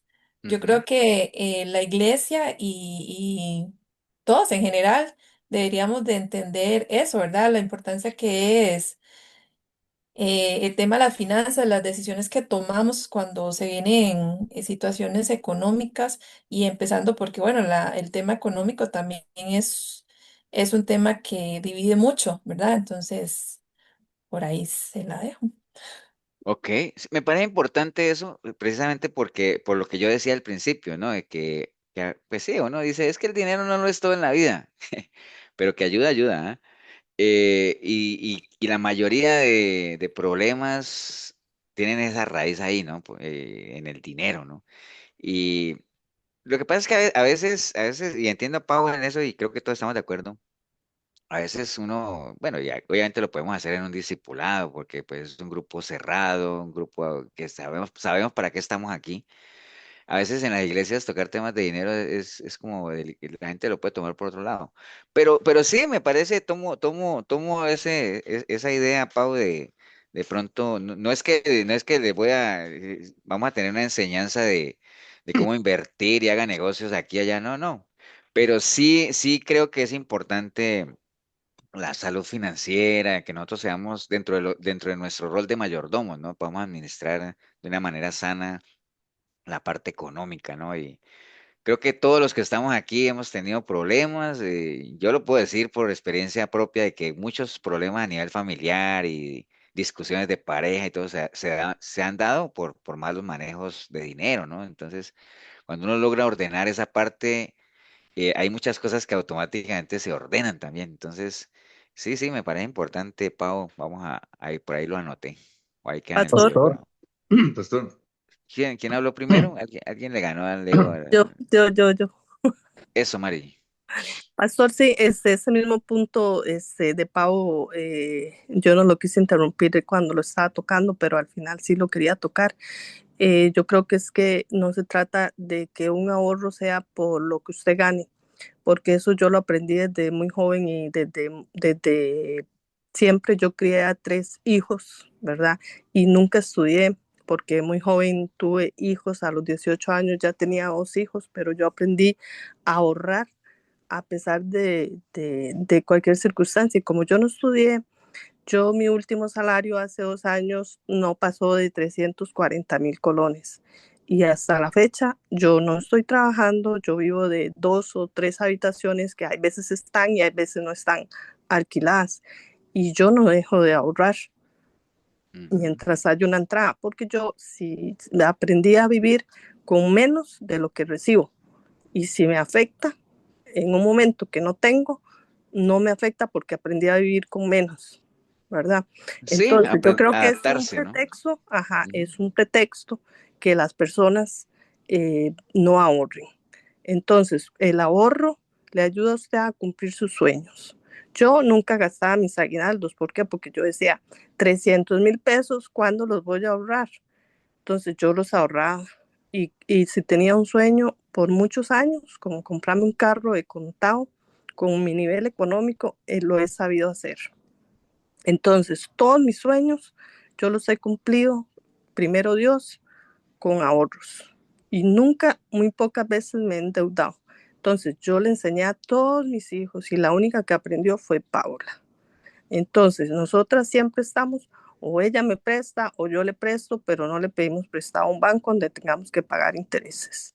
Entonces, yo creo que no tengo conocimiento porque solo llegué hasta sexto, pero Dios sí me dio me ha dado como esa sabiduría en ahorros, por poquitos que sea, Él me ayuda a multiplicarlos. Si uno vive el nivel de cada persona, ¿verdad? Porque Paula sí se preparó, ella sí se pagó sus estudios sola, ella se esforzó por trabajar. Entonces ella por muchos años pasó mucho sacrificio y ha podido ver los frutos porque ella sí estudió. Entonces ella tiene un nivel un poquito más arriba que el mío, pero yo vivo el mío, ¿me entiende? Entonces es saber vivir Es lo el que la momento. Biblia habla a veces, bueno, en el caso de ustedes, de la finanza, cada uno a la medida de lo que maneja, ¿no? Lo que, Exactamente, exactamente. Yo soy una persona totalmente independiente y yo quiero seguir siendo, aún llegar a mi vejez, con una independencia económica y solo depender de Dios, ¿verdad? Entonces, hoy en día la gente quiere ser una carga e incluso hasta para los hijos, ¿verdad? Entonces nosotros tenemos que ser muy responsables en todo, en lo económico, en el ejercicio, en la alimentación, en todo para poder llegar a esa vejez, que esa es mi mentalidad, y depender solamente de Dios. qué bueno, Mari. Sí, sí, ahí lo vamos a ver cómo lo tocamos. ¿Qué ibas a decir, Leo? Pastor, yo tengo dos aportes y dos preguntas. Ujú, Hay uno que está en Juan 16:33, dice: estas cosas he hablado para que en mí tengáis paz. En el mundo tendréis aflicción, pero confiad, yo he vencido al mundo. Y la otra ujú, está en Proverbios, que fue lo que usted habló de hablar. Proverbios 17:28. Dice: aún el necio cuando calla es contado por sabio. El que cierra sus labios es entendido. ujú, Y la pregunta era de los azotes. Que ujú, hay un versículo que está en Proverbios 19:29, dice: preparados están los juicios para los escarnecedores y azotes para las espaldas de los necios. Y hay otro versículo en Lucas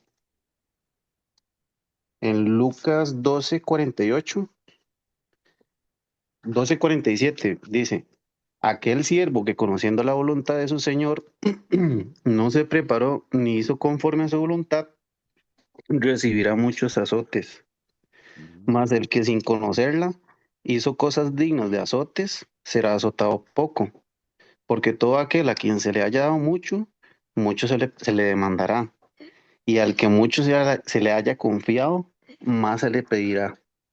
Entonces, tal vez que me explicara un poco eso de los azotes, pastor, porque de ahí dice que sí va a ser azotado uno. Sí, pero es que un azote, ¿qué es un azote, Leo?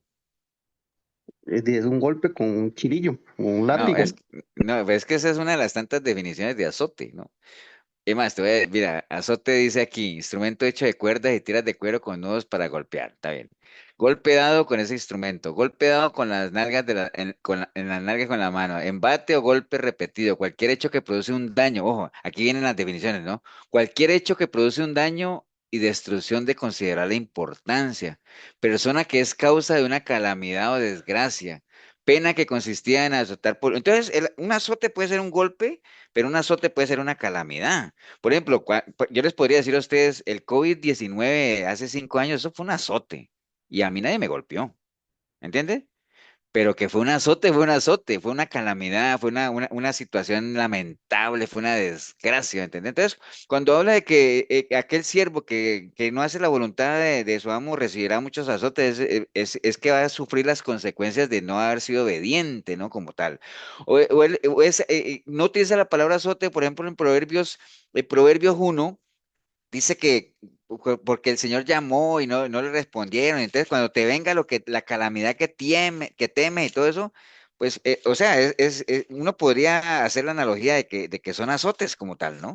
Y hay otros versículos que hablan de azotes también, pero no se refiere a que son golpes, Leo, a que cuando el Señor habla de eso, porque es figurado. de que bienaventurado el siervo que cuando el Señor venga lo vaya haciendo eso y el que no haga lo que le tocaba hacer recibirá muchos azotes. No es que hoy en día entonces uno diría, no aplica eso para mí porque ya hoy en día no se utiliza eso de que vengan a uno a azotarlo. No, estamos hablando de que sufrirá las consecuencias de su desobediencia, la adversidad, la calamidad. Y por eso el Señor decía, cuando te venga lo que tú temes, es decir, cuando te vengan azotes, no, ni me llames, porque yo no te voy a responder, ¿no? Entonces, se refiere a eso, ¿no? O sea, por eso cuando ustedes vean una palabra, busquen significados, ¿no? Usted diga, es que no me suena, todavía no me suena. Entonces, busquen todos los significados que tengan y hay algunas cosas que aplican, porque acuerden que la Biblia fue escrita en griego, arameo, y entonces una misma palabra tiene varios significados, ¿no? Entonces, o no, una misma traducción, ¿no? ¿Acuerdan lo que alguna vez les puse el ejemplo de que cada uno tiene que llevar su propia carga y que uno llevarán las cargas de otro? Entonces, que en un versículo, aunque en español es carga y carga, pero esta carga quiere decir una cosa y esta carga quiere decir otra, ¿no? Entonces, azotes tiene que ver con eso, Leo. No necesariamente son con golpes como tal, sino que como es un sentido figurado, tiene que ver con las consecuencias de una desobediencia o con las calamidades o adversidades a las cuales se va a ser merecedor por no haber hecho lo que tenía que hacer. Cuando él dice porque al que más se le da, más se le pide, ¿no? O sea, y el que no haga lo que sabe que tenía que hacer, pues recibirá azotes. O sea, es decir, aténgase a las consecuencias y va a tener que sufrir en carne propia la adversidad o los frutos de su desobediencia, ¿no? No Pastor, sé si te quedó claro. como lo habla en Hebreos 12:6, que lo habla Ujú. diferente, porque el Señor al que ama, disciplina y azota a todo aquel que recibe por su hijo. Eso, el Señor al que ama, una vez, gracias Raquel, ahora que Raquel dijo eso, yo una vez dije, es que el Señor al que ama castiga, porque hay unas traducciones que dice el Señor al que, no, pero ¿cómo va a castigar si Él es un Dios de amor? Sí, pero es que castigo no quiere ver con lastimar, castigo es con disciplina, con corregir, con enderezar. Entonces, cuando ahí se habla de azotes, no habla de que se le va a pegar y pegar, no, sino que simplemente, digamos, los frutos de la desobediencia como tal, ¿no? O sea, las consecuencias, pues, digámoslo, digamos, la adversidad o lo que acabo de leer, Raquel, ¿no? Pastor, Pero, ajá. pastor, pero Dios es omnipotente y también a Sodoma y Gomorra la castigó. Sí, pero no fue que el Señor mandó ángeles como lo que es un azote, que es un instrumento de cuerda, que, bueno, vaya a Sodoma y dele juguete, como decían, o dele cuero a todo. No, no.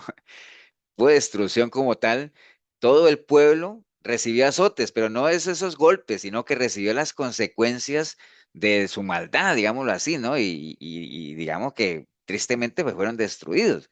Pero lo que les quería decir es que cuando lean una palabra, busquen los sinónimos, significados, y ustedes podrán interpretar lo que es parte del escudriñar, ¿no? Es parte de buscar. Si ustedes han visto, a mí me gusta buscar el significado de las palabras, y esto significa esto, y esto, y esto. Eso es como cuando el mismo proverbio que el Señor decía, me reiré y me burlaré de tu calamidad. O sea, pero ¿cómo va a burlar Dios? Dios no creo que Dios se burle de que a alguien le vaya mal, ¿no? Y entonces llegamos a la conclusión de que burlar es esquivar, porque en los toros, ¿se acuerdan que hay un burladero? Entonces, cuando los toreros no quieren que el toro los agarre, se meten en ese lugar que se llama burladero para burlar al toro, pero no es que el torero está riendo del toro, sino que lo está burlando, esquivando. Entonces, si ven, y lo mismo pasa con esto de los azotes, ¿no? Son significados Pastor, nada más. Sí, señor. entonces sería como una analogía con la calamidad, digámoslo así. Sí, sí, es un azote. Eso es como cuando hay una epidemia de gripa o algo y diga, uy, no, es que eras que esta gripa me tiene azotado. Pero no es que te están dando cuero en la espalda, como no, no, me tiene afligido, me Ujú. tiene triste, bueno, me tiene oprimido, ¿me entiende? Por ahí va. Pastor, Ok. y la otra pregunta, Ajá. usted habló del domingo de los sueños, pero es que, digamos, hay un versículo en Joel que dice, digamos, Joel 2:28 dice, después derramaré mi espíritu sobre toda carne y profetizarán vuestros hijos y vuestras hijas, y vuestros ancianos soñarán sueños y vuestros jóvenes verán visiones. Sí, Entonces, digamos, esa es otra cosa por ejemplo, si tú investigas bien esa interpretación, pues yo la estuve leyendo, ¿por qué hace esa separación de que los viejos sueños y los jóvenes visiones? Porque los sueños Y los sueños tienen que ver con, digamos, en el caso de los jóvenes, cuando hablan de visiones, porque qué diferencia entre un sueño y una visión, de que una visión uno no necesita estar dormido, ni mucho menos, sino que es algo que se les presentó, o sea, es algo que se ve ahí, estando de una manera consciente, uno la ve, ¿no? Entonces, a los jóvenes, o lo que Joel está tratando de decir ahí más que todo es se les, digamos, van a tener la posibilidad de ver un poco más en vivo y en directo, como tal, porque cuando los viejos hablan de sueños, hablan eh, yo estuve leyendo esa parte y decía de que tiene que ver más con sabiduría, como con experiencia, algo así, hay que buscar los significados, Leo. Pero por algo el Señor hace la separación de que a los viejos tendrán sueños y los jóvenes visiones. O sea, es la manera de ver las cosas, ¿no? Donde obviamente la experiencia entre unos y otros tiene que ver, pero no tiene que ver necesariamente con que van a estar soñando y se van a acostar a dormir a soñar, sino que tiene que ver en la manera en que cada uno ve las cosas de Dios de una manera diferente, basado obviamente en la experiencia que cada uno tiene, ¿no? Bueno, tal aquí te lo busco para que se los comparto ahí en el discipulado, nada más para que no quede en el aire. Pero hay una explicación muy sencilla de eso. Ok, gracias, pastor. Bueno, vamos a orar, a darle gracias a Dios por este tiempo. ¿Tú quieres orar, Raquel? Ok, está bien. Eso, para irnos. Gracias, Señor, por esta noche que nos diste. Gracias por todos los que estamos acá. Bendice cada una de nuestras familias. Gracias por cada palabra que entró directo a nuestro corazón, que nos llena de sabiduría, de prudencia. Señor, guíanos siempre por el camino correcto. Haznos prudentes a la hora de hablar. Danos sabiduría a la hora de pensar para poder responder como tú nos guías y como tú nos enseñas. Gracias, gracias, gracias Señor por mantenernos aquí. Gracias por darnos la vida y la enseñanza con tu palabra. Amén. Amén, amén.